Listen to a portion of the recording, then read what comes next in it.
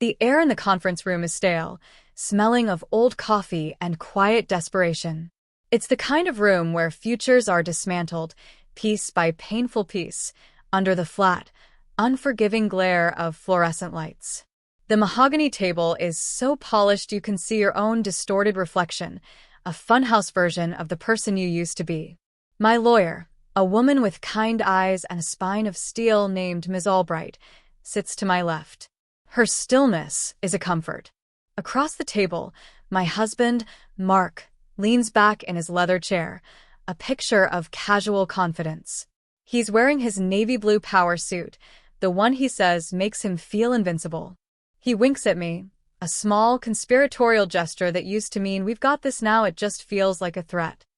The mediator, a tired-looking man named Mr. Henderson, clears his throat. The sound is like gravel grinding. He adjusts his glasses and picks up the final summary document. "All right," he says, his voice devoid of any emotion. "We've been over the financials, the division of assets. We are now at the final, and I understand, most contentious point, the custody agreement for your children, Liam and Maya." Mark's smile widens. He shoots a look at his lawyer, a shark in a pinstripe suit, who gives a nearly imperceptible nod. They think they have this one.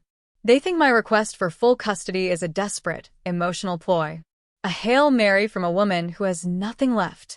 Mark's whole strategy has been to paint me as unstable, irrational. A helicopter mom who can't let go. He's argued for a standard 50-50 split, positioning himself as the reasonable one, the stable parent who just wants what's fair.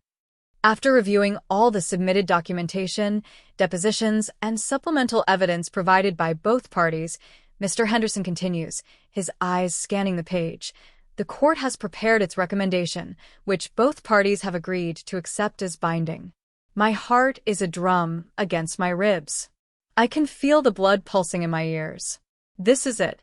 Everything comes down to this single moment. I risked everything on this. I didn't just fight him. I used his own arrogance, his own dismissiveness, as the foundation for my entire case. He has no idea. He's sitting there planning his victory dinner, picturing his bachelor pad and his weekends with the kids, the perfect divorced dad persona he's so eager to adopt. He catches my eye again and mouths the words, "It'll be okay." The condescension is so thick I could choke on it. He thinks he's reassuring me, magnanimous in his victory. He thinks I'm about to break down and cry. I just hold his gaze. My face is a mask of calm I have spent months perfecting. Inside, I am a storm. Mr. Henderson looks up, over the rim of his glasses, first at Mark, then at me. Based on the overwhelming evidence demonstrating a long-standing pattern of one parent serving as the primary caregiver in all aspects of the children's lives, medical, educational, and emotional, and the other parent's documented disengagement, the court awards sole legal and physical custody to the mother, Sarah Jenkins. The silence in that room is louder than any argument we ever had. Mark's smug smile doesn't just fade, it shatters. It's like watching a statue crack. His face goes slack, the color draining from it until his skin is the color of ash. His jaw hangs open slightly. He looks from the mediator to his lawyer, his eyes wide with utter, uncomprehending shock. The shark next to him is just staring down at his legal pad, refusing to make eye contact. There's nothing left for him to say. Mr. Henderson isn't finished. He flips a page. Furthermore, regarding the family pet, a golden retriever named Buster, given the testimony and evidence showing Mrs. Jenkins as the sole caretaker, the dog will remain with her and the children in the family home. And that's when he breaks. A sound escapes Mark's throat, a strangled, guttural noise that is part gasp, part sob. He physically collapses in his chair, his broad shoulders slumping forward as if the strings holding him up have been cut. His head falls into his hands, and the invincible man in the power suit makes a sound I have never heard before. It is the sound of absolute ruin. If you've ever felt that kind of silence, the kind that changes everything, let me know where you're watching from. And if this is your first time here, please subscribe. Your support means more than you will ever know. It wasn't always like this. Our life, from the outside, was perfect. The charming two-story house in the suburbs, the manicured lawn, the two clever, beautiful children, Liam and Maya, and Buster, our goofy, perpetually happy golden retriever. We were the family people pointed to at neighborhood barbecues. They've got it all, I'd hear them whisper. And in the beginning it felt like we did. I met Mark in college. He was ambitious, charming, funny. He had a plan. He was going to build an empire, and he wanted me by his side. I was swept away by his confidence, his drive. I had my own dreams, a career in graphic design I was passionate about, but when Liam was born, we made a decision. Or rather, Mark made a speech, and I agreed. He was on the partner track at his firm. His income was skyrocketing. It just made sense for me to stay home, just for a few years, until the kids were in school. A few years turned into a decade. Liam was followed by Maya. My freelance design work dwindled until it was just a hobby I squeezed in after the kids were asleep, if I had any energy left. My life became a meticulously organized calendar of other people's needs. Pediatrician appointments, parent-teacher conferences, soccer practice, ballet recitals, playdates, birthday parties. I was the keeper of the family's entire operational database. I knew which kid hated the seams on their socks, the name of Maya's imaginary friend, the exact shade of blue crayon Liam needed for his art project. I knew the dosage for their allergy medication, the date of their last dental cleaning, and the secret to getting them to eat broccoli, a tiny sprinkle of Parmesan cheese. This wasn't my job, it was my entire existence. And I was good at it. I ran our home with the efficiency of a project manager, pouring all my creativity and intelligence into creating a warm, stable, loving environment for my children. Mark, meanwhile, was building his empire. His workdays got longer. Business trips became more frequent. When he was home, he was often distracted, his mind still at the office, his fingers scrolling through emails on his phone. He was the fun dad, the one who would show up for the last 10 minutes of a soccer game and get all the credit for being there. The one who would initiate a tickle fight right before bedtime, getting the kids completely wound up, and then disappear into his office to take a call, leaving me to deal with the overstimulated aftermath. I loved him, but a quiet resentment began to build, a slow-growing weed in the garden of our marriage. I felt invisible. My work, the endless, thankless, unpaid labor of motherhood, was completely transparent to him. It was just something that happened, like the sun rising in the morning. He never had to think about it. The pantry was always stocked. The laundry was always clean. The permission slips were always signed. I tried to talk to him about it. I'd wait until the kids were in bed, the house was quiet, and I'd try to explain the pressure, the exhaustion, the feeling of losing myself. "Mark, can we talk?" I'd ask, finding him in his study, staring at his laptop screen. "Sure, babe, what's up?" he'd say, not looking up. I'm feeling really overwhelmed. Liam has that big school project due, and Maya has her dance recital this weekend, and I gotta get the car serviced, and I just feel like it's all on me. He'd finally look up, a slightly pained expression on his face, as if I were interrupting something profoundly important. "Sarah, I'm closing a huge deal right now. My stress level is through the roof. Can we not do this tonight?" "But that's what you said last night." I'd press, my voice smaller than I wanted it to be. "I just need you to see how much I'm juggling." And then he would deliver the line. The line that started as a thoughtless phrase and evolved into the weapon he used to end any conversation about my feelings, my needs, my existence outside of being a mother. "Honey," he'd say, his voice softening into a placating, condescending tone. "I know you've got a lot on your plate, but this is what we agreed to. I handle the pressure at work so you can be here. Why don't you just focus on the kids? That's the most important job in the world, isn't it?" He said it with a smile, as if he were bestowing a great honor upon me. But what I heard was, "Your worries are small. Your work is not real. Your identity is irrelevant. Stay in your lane." He didn't see the irony. He didn't see that in telling me to focus on the kids, he was admitting he was doing the opposite. He was delegating 100% of the parental workload to me. It was my department, my sole responsibility. He was the CEO, and I was the manager of the domestic division. And he never, ever wanted to hear a status report for my department. Just keep things running smoothly, so he wouldn't be bothered. The dog, Buster, was another example. Mark had wanted a dog.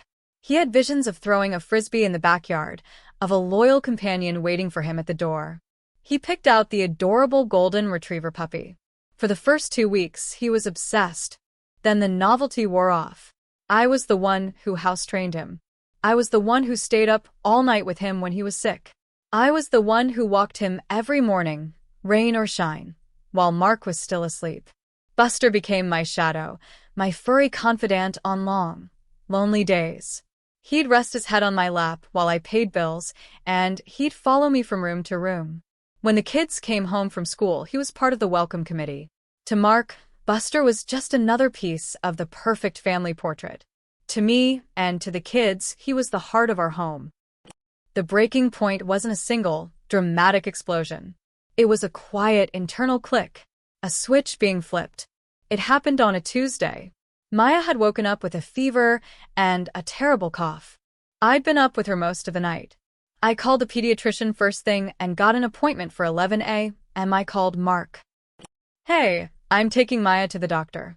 She has a really bad cough, and her fever is 103. The appointment is at 11 . Oh, that's no good, he said, the sound of him typing clicking in the background. Let me know what the doctor says. Mark, I said, my voice tight. I could really use you there. I'm worried. It sounds like croup, a long sigh on his end of the line. The sigh of the deeply inconvenienced. Sarah, I have back-to-back meetings all day. I literally cannot get away. You can handle it. You always do. It would mean a lot to Maya. She keeps asking for you. I know, honey, and I feel terrible. But this is a huge day at the office. I can't just drop everything. Look, do what you do best. Just focus on Maya. Focus on the kids. I'll make it up to her tonight, I promise. He hung up. I stood there in the kitchen, the phone still pressed to my ear, listening to the dial tone. Maya was whimpering on the couch, wrapped in a blanket. Liam was trying to make his own breakfast, spilling cereal all over the floor. Buster was whining at the back door, needing to be let out. And in that moment, something inside me went cold and still. Okay, I thought. The words formed with a terrifying clarity in my mind. Okay, I will. I took Maya to the doctor. It was croup. I got her prescription filled. I cleaned up the cereal. I walked the dog. I did it all, just like I always did. But something had changed. The resentment was gone, replaced by a strange, calm resolve. He had given me my mission. He had drawn the lines in the sand himself.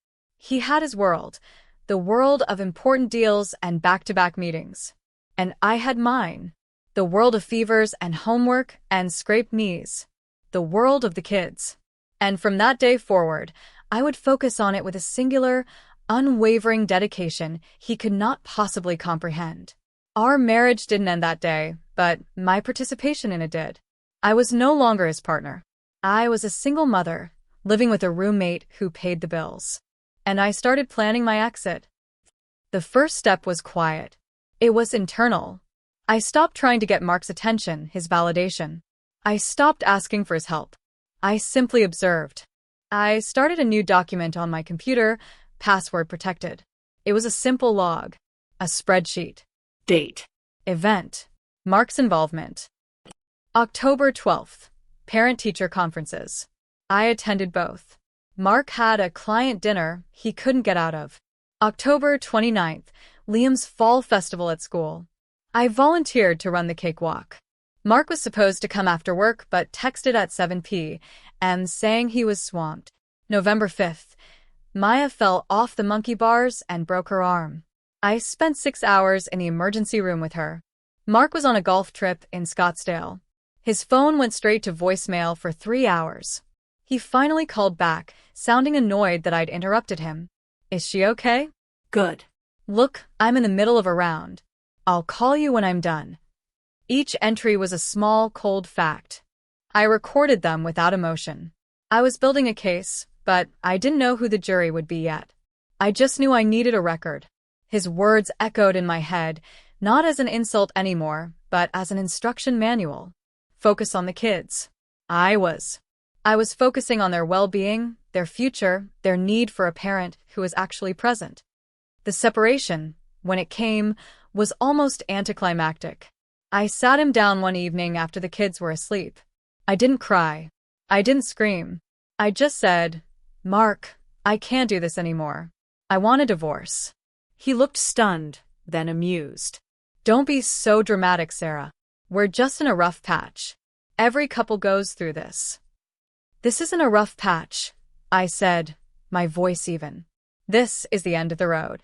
He tried to argue, then to charm, then to bargain. When none of that worked, he got angry. But it was a hollow anger, rooted in confusion. He genuinely couldn't understand. In his mind, he was a great husband. He provided. He didn't cheat, at least not that I knew of.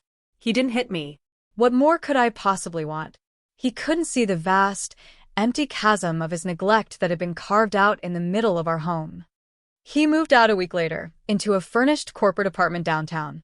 He was convinced it was temporary. "A little space will be good for us," he said, as he packed a suitcase. "You'll realize how much you need me." He proposed a 50-50 custody arrangement immediately. It was the fair thing to do, the modern approach. He pictured himself as the cool weekend dad, taking the kids to baseball games and the zoo, then dropping them back off on Sunday night, his parental duty fulfilled. "Of course," he told his lawyer and mine, in our first four-way meeting. "I want to be an equal partner in raising my children." I just sat there, my face impassive, and said, "No, that arrangement is not acceptable to me." Mark laughed. An actual, barking laugh. "What are you talking about, Sarah? You can't be serious. You can't take my kids away from me. No judge in the world would go for that." "We'll see," I said quietly. That's when the struggle began in earnest.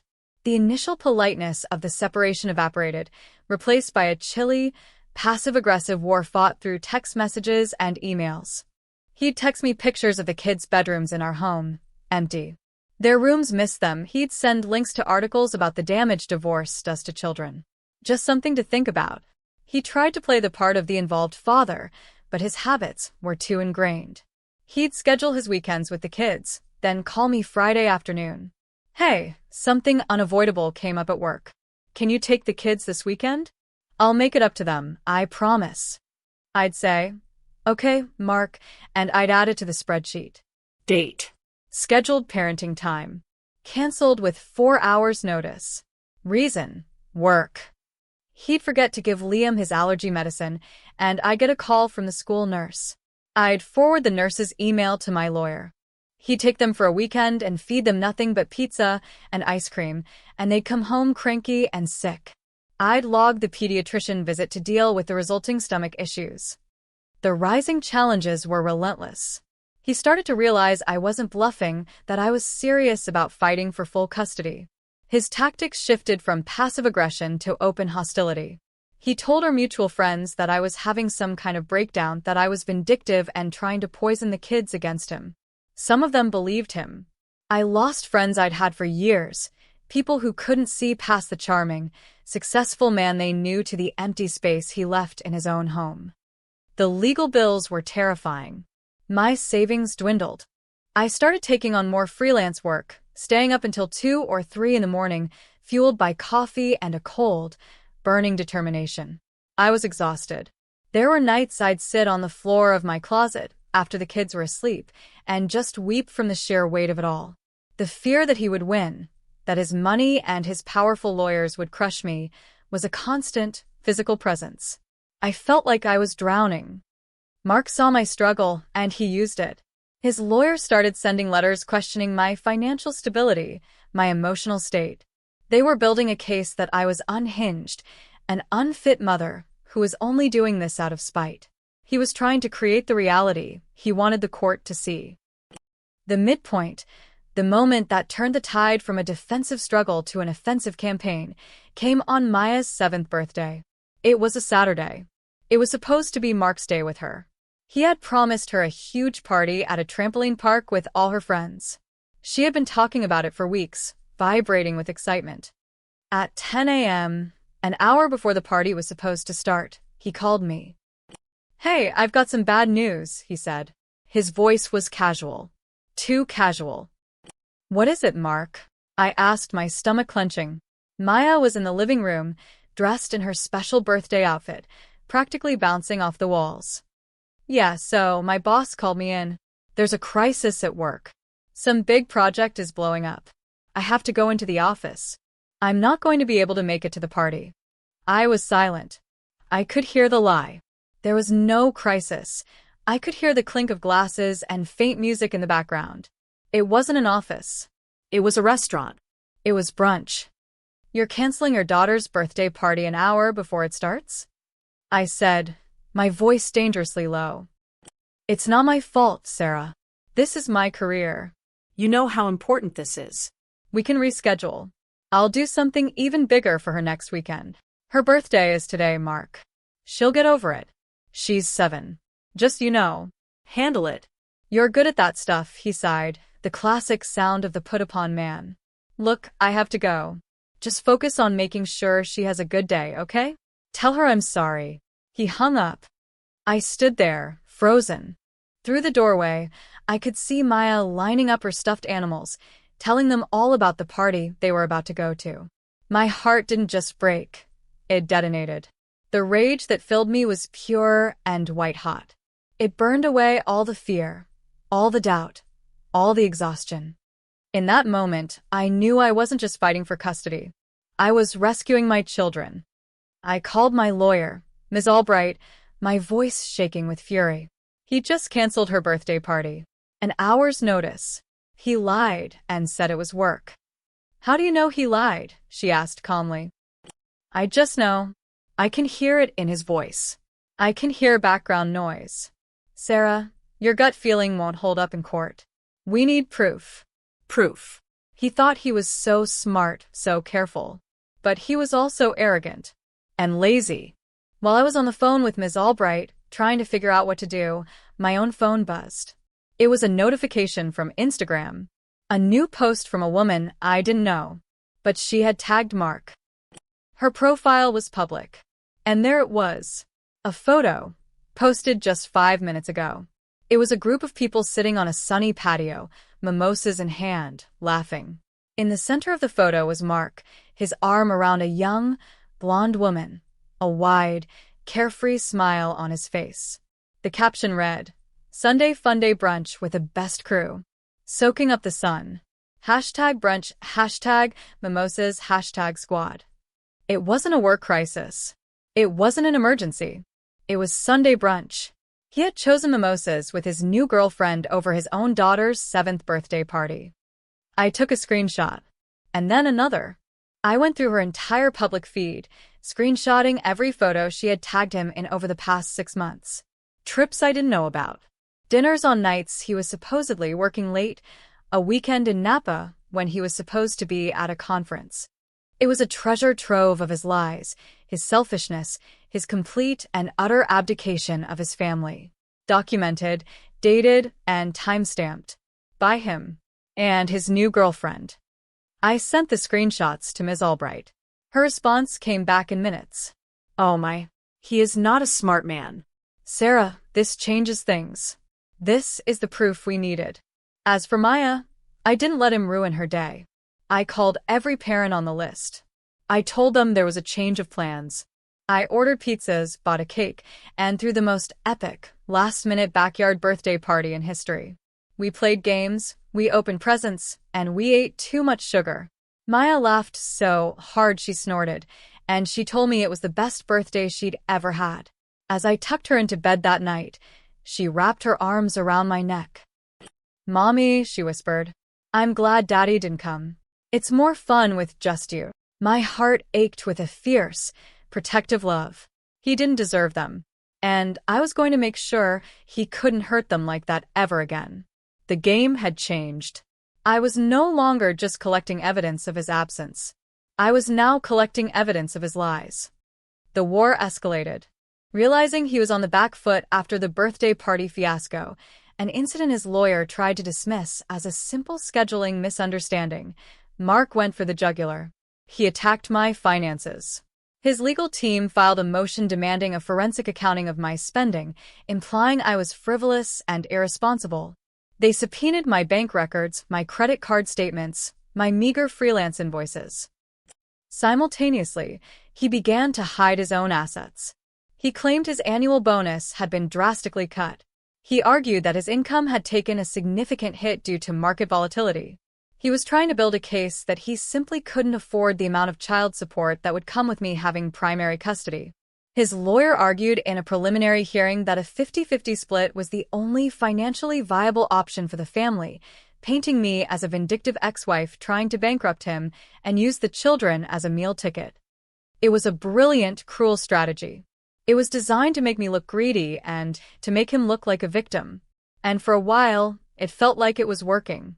The legal process was a slow, grinding machine, and his accusations, no matter how baseless, had to be addressed. The cost was astronomical. I had to borrow money from my parents. I sold off the few pieces of jewelry I owned that had any real value. I was working every night until my eyes burned, just to keep up with my own legal fees and the household bills. The deepening crisis felt like being buried alive. The weight of the debt, the stress of the legal battle, the constant fear of losing my children, it was a physical pressure in my chest. I wasn't sleeping. I lost weight. I'd look in the mirror and see a stranger, a pale, haunted woman with dark circles under her eyes. One night, I hit my lowest point. I had just gotten off the phone with Ms. Albright.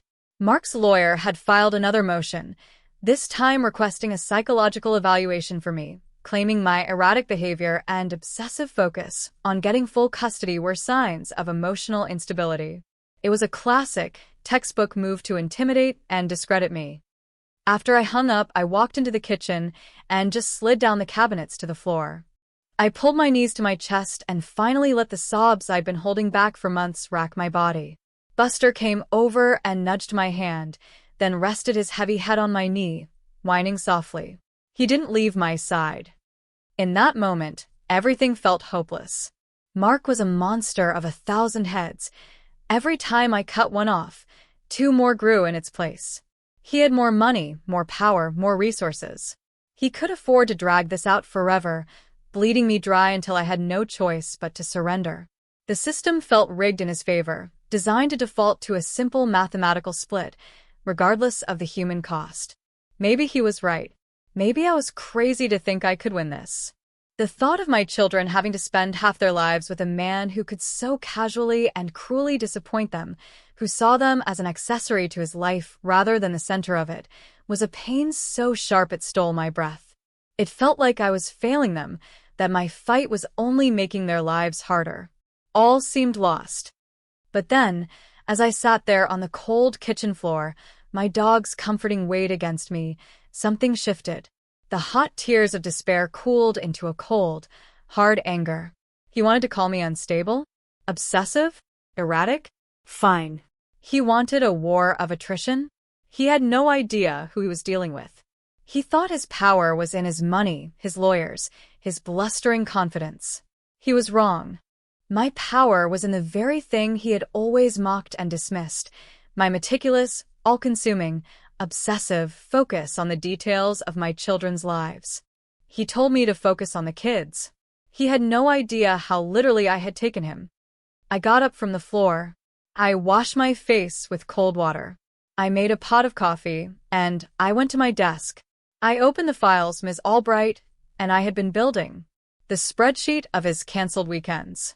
The screenshots of his brunch dates and secret vacations. The emails from teachers and school nurses. It was a good start, but it wasn't enough. It was my word and my documentation against his. I needed to use his world, the world of numbers and receipts he valued so much, to tear his case apart. That's when the plot twist began to take shape. It wasn't a single aha moment, but a slow, dawning realization. His greatest weakness was his arrogance. He truly believed the domestic sphere was so far beneath him that he never paid any attention to it. For years, I had handled every single bill, every budget, every financial detail of our household. And even after he moved out, we still had joint accounts that hadn't been formally closed and divided yet. He was so busy hiding his income, he hadn't bothered to scrutinize his expenses. I started with the joint credit card statements.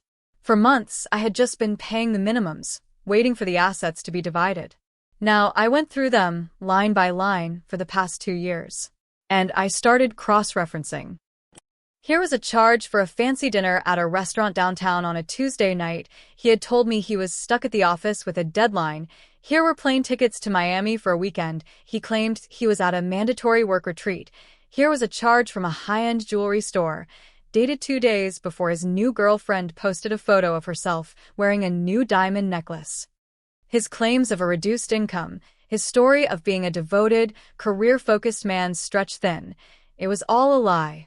And he had paid for all of it with our money, creating a perfect, itemized paper trail of his deception. He was so dismissive of my role that he never imagined I'd have the savvy or the nerve to comb through the financials. He thought I just paid the bills without looking. But that was only part one of the trap. The real masterstroke came from his own words. For years, he had been sending me texts. Annoyed texts. Dismissive texts. Texts meant to put me in my place and end a conversation. Can't talk in a meeting. You handle it. I'm too swamped with this deal to think about summer camps. That's your department. I don't know the doctor's number, Sarah. You have it. Just focus on the kids. Don't bother me with this stuff. My job is to make the money. Your job is to deal with everything else. Individually, they were just minor annoyances, the daily frictions of our imbalanced marriage. But collected, printed out, and organized chronologically, they became something else entirely. They became a signed confession. It was a decade-long testament, in his own words, to his voluntary and enthusiastic abdication of his parental duties. He had, time and time again, explicitly defined my role as the sole caregiver and his role as the disengaged provider. He thought he was setting the terms of our marriage. He had no idea he was writing the closing argument for my custody case. I worked with Ms. Albright to assemble it all into a devastating narrative. We created a binder. On one side of each page, we put his claim, a sworn statement about his involvement, a claim of financial hardship, a description of himself as an equal and active parent. On the other side of the page, we put the proof that demolished it, the credit card statement, the Instagram screenshot, his own text message. Page after page, it was a systematic dismantling of his entire identity. He claimed he was a devoted father. We had dozens of texts showing him canceling on his kids for trivial reasons. He claimed he was a responsible partner.